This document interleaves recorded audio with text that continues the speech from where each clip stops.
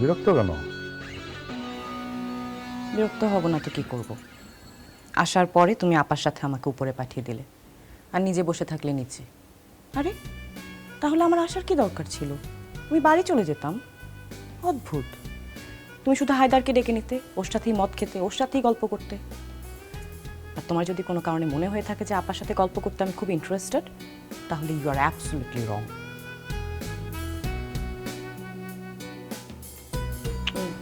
শোনো, কত কিছু তো মেনটেন করতে হয়, তাই না বলো?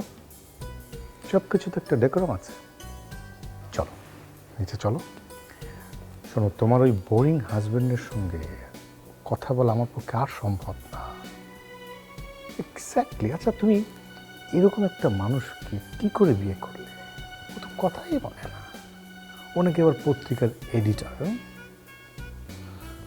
দু চারটা লেখা আমি পড়েছি।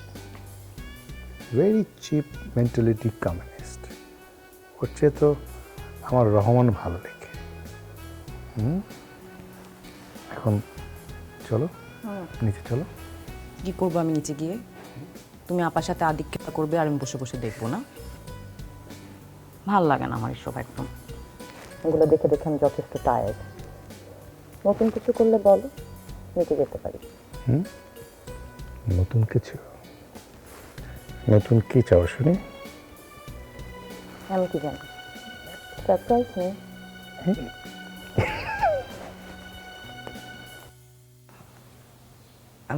I'm really very sorry. তোমাদেরকে এত রাতে জোর করে ধরে নিয়ে আসলাম, তাই না? সরি। ইটস ওকে, সমস্যা নেই। শোনো, আমার একটা বন্ধু আছে, রাবু। ও হচ্ছে তোমার মহা ফ্যান। মানে এমন কোনো লেখা নেই তোমার যেটা সে পড়েনি। তার ধারণা প্রত্যেকটা জিনিস তুমি যেভাবে অ্যানালাইসিস করো, কেউ এরকম করে অ্যানালাইসিস করতে পারে না। আর মানে তোমার মতন করে কেউ লিখতে পারে না। It's not about that. আমার মনে হয় অনেকেই আছেন ভালো লেখেন, হয়তো উনি অন্য যারা ভালো লেখেন তাদের লেখাটা হয়তো সে অর্থে পড়া হয়নি ওনার, সেই জন্যই হয়তো এমনটা বলেছেন। এতটা হাম্বল হওয়ার দরকার নেই। তুমি নিজেও জানো তুমি ভালো লেখো। আমারই আসলে তোমাদেরকে বলা হয়নি, অনেকবার তোমাদের সাথে মিট করতে চেয়েছে। হায়দার, আমি কি ওকে একদিন তোমাদের বাড়িতে নিয়ে আসতে পারি? জি প্লিজ, যে কোনো দিন।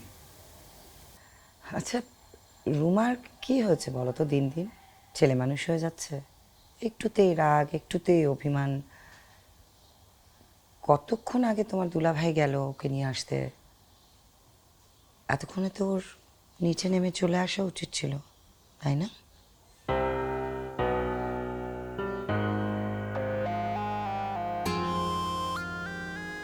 তুমি ওকে কিছু বলো না কেন?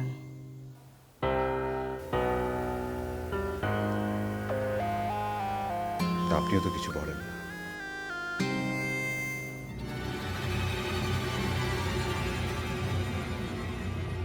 চলছে প্রেডিকশন গেম নগদ অ্যাপে। প্রেডিকশন করে জিতুন জিক্সার বাইক, টিভি, স্মার্টফোন সহ আরো অনেক পুরস্কার।